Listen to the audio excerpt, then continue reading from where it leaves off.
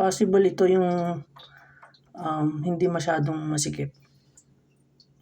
Medyo maluwag konti. Yung draining valve niya. Ayun yung connection. Ayan, pupunta dito. Tapos pupunta doon. Doon yun, natunog. So, kailangan natin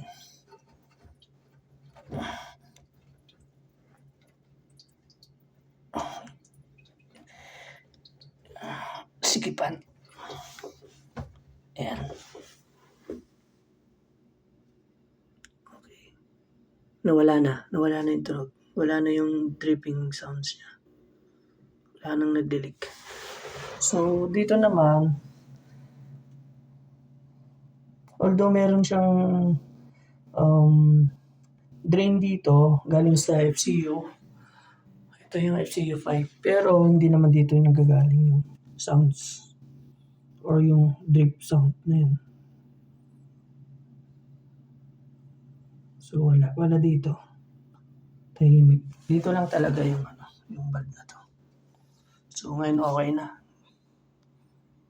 Ayun, doon. 16-18 occupied.